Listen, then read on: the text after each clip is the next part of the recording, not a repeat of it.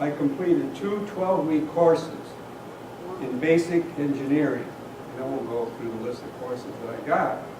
But the good part about that is that all counted as college credit, which I used every bit of it after I got out.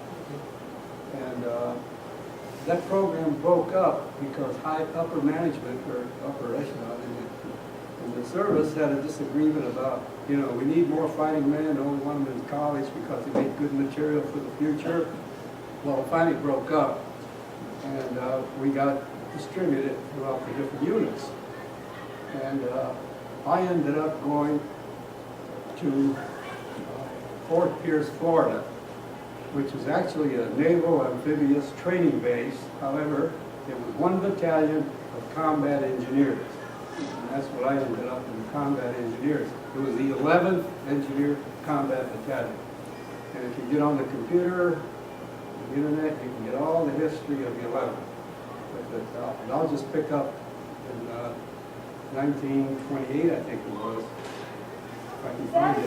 Is that in the Bay, in the Gulf, or is that on the Atlantic side, Fort Pierce? What's that? Oh, it's on the Atlantic side. Oh, okay. Yeah. On the Atlantic side, and, okay, let's see, I think I don't need these glasses. Okay, here's a brief history of the 11th, because I think it's good to have a little idea, a feel for that organization. Okay, it was 1920. The unit was activated in the Panama Canal Zone. Okay, and so they were in the jungles for a long time, and they adopted as their logo the Black Panther. So we have a little thing that we wore on our cap, and we were called the Jungle Cats, or they were, because I wasn't in it at that time. But in April 1st, 1943, the unit was brought to the United States. They were reorganized and designated as the 11th Engineer Combat Battalion. The word combat was not in there before because there wasn't a war. They were doing civilian.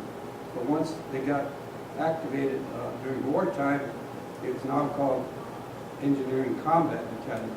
So on my discharge, it has that CE, Combat Engineers. Okay, then, like I say, they were sent to the United States. Now that is the time when I joined them, except they were sent to the United States in April.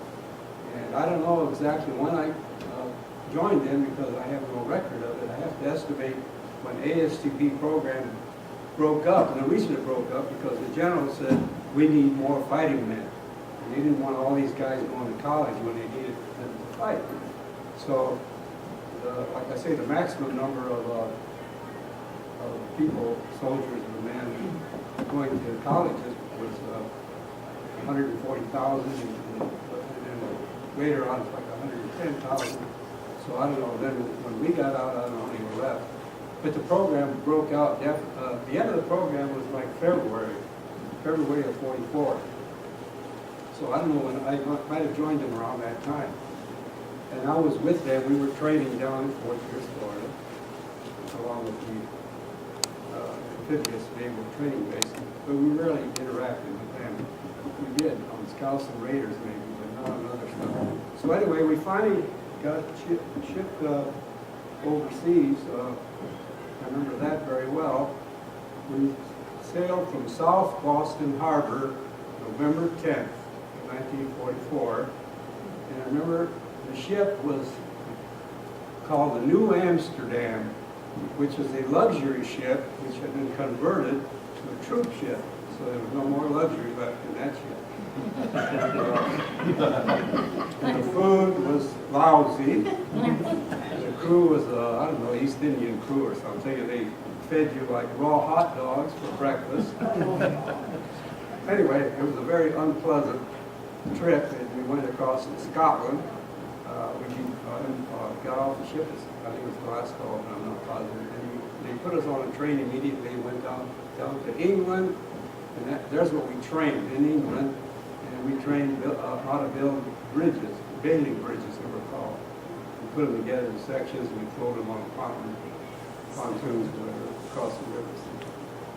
And we were there, and I remember we were there definitely during Thanksgiving that year, because I remember the Thanksgiving dinner, if you want to call it that, including turkey and what have you. And after dinner, a few of us decided, well, let's go up to town and you know, go to the pubs and have some beers, or bitters, what do you call them. So there was a small group of us, I don't remember, 4 or 5, that did go into town and we had some beers. And by the time we got back to the barracks, we were surprised to see that most of the people there were sick. They were in bed, they were groaning, and apparently they had contacted food poisoning. And so I often thought about that. Now, how come we didn't get food poisoning? Is it because the food we got was okay? Or did the bitters of the beer counteract? I'll never know. Well, anyway, we went across the channel on the last day of the year. And there's an event that occurred that makes me remember what day it was. Otherwise, you don't remember what day things happened. When we got off the ship, we were told, you know, put your back on your back, and we're going to march up the hill. And we were marching up this winding road, and we were pretty tired, and I don't know, maybe 7 miles, until we finally got to a plateau, and the commander said, well, this is where we're going to spend the night.